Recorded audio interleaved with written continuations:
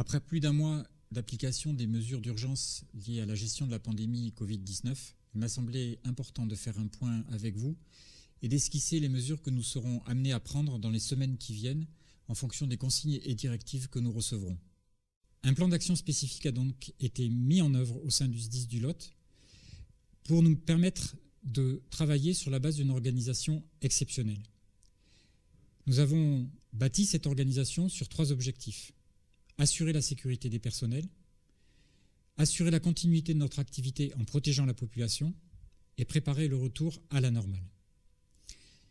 Nous avons ainsi mis en place une organisation spécifique au CSP Cahors, au CTA, à la direction départementale.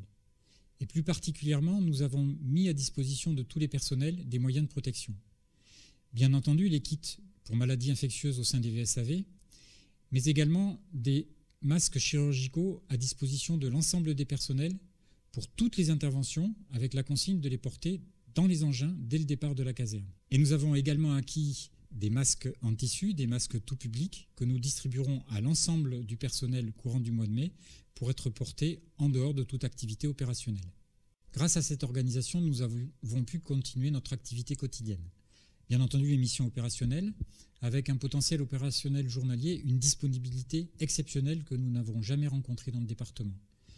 En parallèle, l'activité opérationnelle a été faible, même si nous avons eu les feux de végétation qui nous ont occupés ces dernières semaines. Nous avons continué à assurer les missions administratives et techniques essentielles, comme les finances ou l'entretien des bâtiments et des véhicules. Et bien évidemment, nous avons eu une activité liée au Covid, faible au regard de ce que certains de nos collègues ont pu rencontrer, mais réelle avec un accroissement ces derniers jours dans le nord du département.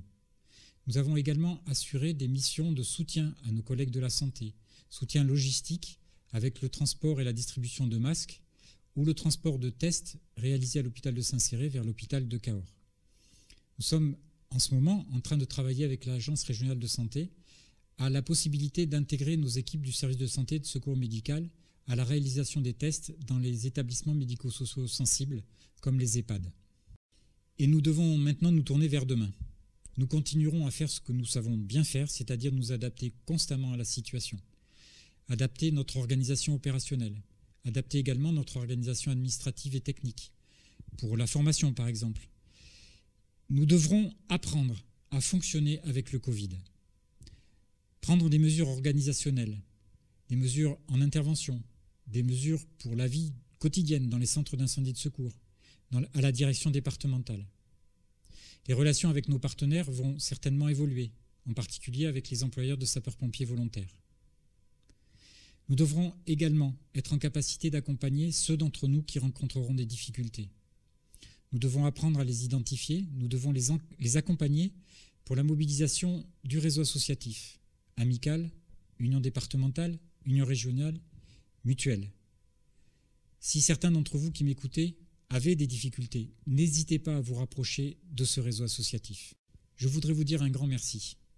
À vous toutes et tous, sapeurs-pompiers volontaires, sapeurs-pompiers professionnels, personnel administratif, personnel technique.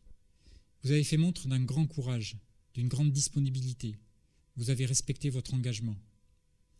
Un grand merci également à vos familles qui ont continué à vous soutenir dans votre engagement malgré leur inquiétude.